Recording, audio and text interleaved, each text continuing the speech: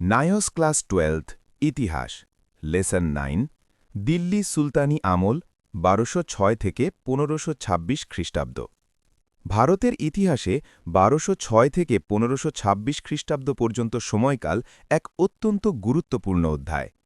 আজ আমরা জানব দিল্লি সুলতানি আমলের প্রতিষ্ঠা এবং বিস্তারের সেই ৩০০ বছরের গৌরবময় ইতিহাস।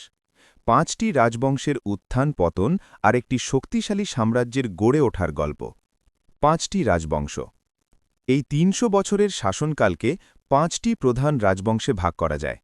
প্রথমেই শুরু হয় মামলুক বংশের হাত ধরে, যা দাসদের মাধ্যমে প্রতিষ্ঠিত এক অনন্য সাম্রাজ্য। এরপর আসে খালজি বংশ, যারা স্বল্পস্থায়ী হলেও সাম্রাজ্যের ব্যাপক সম্প্রসারণ ঘটিয়েছিল। তৃতীয় পর্যায়ে তুগলক বংশ, যারা তাদের বিভিন্ন উদ্ভাবনী কিন্তু বিতর্কিত পরীক্ষা নিরীক্ষার জন্য ইতিহাসে পরিচিত। চতুর্থত সৈয়দ বংশ, যাদের আমলে খণ্ডবিখণ্ড সাম্রাজ্যে দুর্বল শাসন লক্ষ্য করা যায়। এবং সবশেষে লোদি বংশ, যারা ছিল আফগান বংশোদ্ভূত, এবং তাদের পরাজয়ের মাধ্যমেই সুলতানি আমলের অবসান ঘটে। কুতুবুদ্দিন আইবক। মামলুক বা দাস বংশের সূচনা করেছিলেন কুতুবুদ্দিন আইবক। তিনি ছিলেন ভারতের প্রথম স্বাধীন মুসলিম শাসক। তিনি কেবল দিল্লি সুলতানির গোড়াপত্তনই করেননি, তার অসাধারণ দানশীলতার জন্য তাকে লাখ বক্স বা লক্ষ মুদ্রার দাতা উপাধিতেও ভূষিত করা হয়। ইলতুৎমিশ। সাম্রাজ্যের প্রকৃত সংগঠক বলা হয় সুলতান ইলতুৎমিশকে। তিনি সুলতানির প্রশাসনিক এবং অর্থনৈতিক কাঠামোকে মজবুত করতে দুটি বড় পদক্ষেপ নেন। ১. বিশ্বস্ত অভিজাতদের নিয়ে গঠন করেন চল্লিশা বা তুর্কান-ই-চাহালগানি নামক একটি শক্তিশালী পরিষদ। ২. মুদ্রা ব্যবস্থার আমূল সংস্কার করে প্রচলন করেন রৌপ্য মুদ্রা টঙ্কা এবং তাম্র মুদ্রা জিতাল। সুলতানা রাজিয়া। ইলতুৎমিশের পর দিল্লির সিংহাসনে আরোহণ করেন তার সাহসী কন্যা রাজিয়া।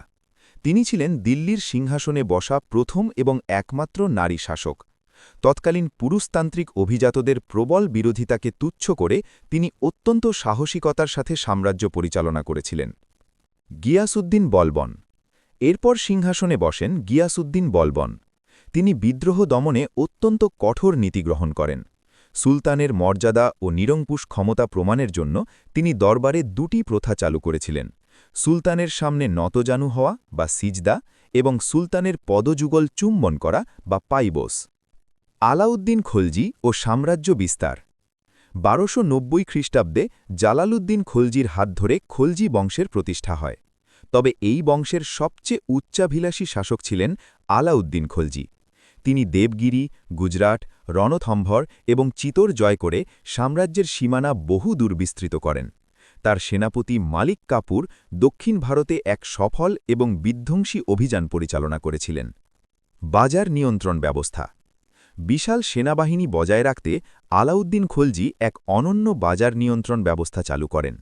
মঙ্গল আক্রমণ ঠেকাতে এবং কম বেতনে বিশাল সৈন্যবাহিনী পুষতে তিনি নিত্য প্রয়োজনীয় পণ্যের দাম নির্দিষ্ট করে দেন এবং কঠোরভাবে বাজার নিয়ন্ত্রণ করেন। তুঘলক বংশ ও মুহাম্মদ বিন তুঘলক। ১৩২০ খ্রিস্টাব্দে গিয়াসউদ্দিন তুঘলক এই বংশের পত্তন করেন। তবে সুলতানি আমলের সবচেয়ে বিতর্কিত ও পণ্ডিত শাসক ছিলেন মুহাম্মদ বিন তুঘলক। তার উদ্ভাবনী কিন্তু ব্যর্থ পরিকল্পনাগুলো সাম্রাজ্যের ভিত্তিকে নাড়িয়ে দিয়েছিল। বিতর্কিত সংস্কার। মুহাম্মদ বিন তুঘলকের দুটি প্রধান বিতর্কিত সংস্কার ছিল।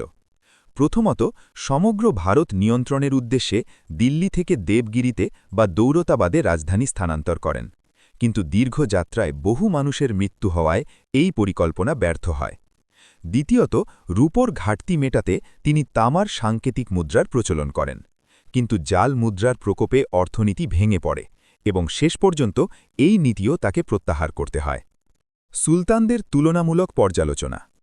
এক নজরে দেখলে ইলতুৎমিশ ছিলেন দক্ষ সংগঠক, বলবন ছিলেন স্বৈরাচারী শাসক, আলাউদ্দিন খলজি ছিলেন সামরিক শক্তির প্রতীক এবং মোহাম্মদ বিন তুঘলক ছিলেন এক স্বপ্নদর্শী কিন্তু ব্যর্থ শাসক।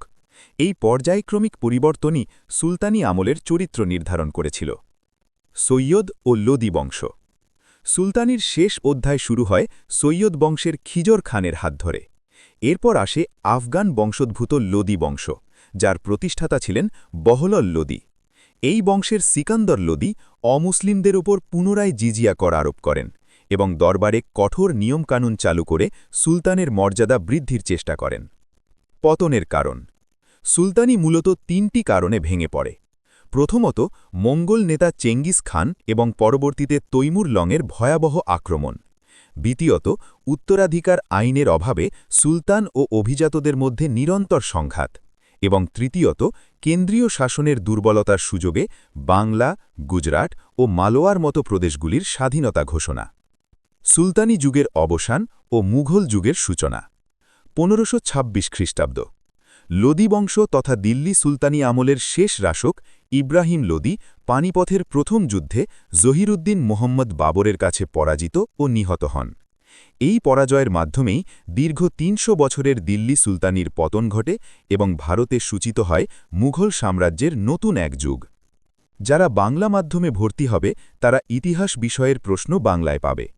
যারা অক্টোবর 2026 পাবলিক এক্সাম দিতে চলেছ তারা notes, suggestion, assignment, practical guidance নিয়ে এক চান্সে পাশ করতে আজই হেল্পলাইন নম্বরে যোগাযোগ করো।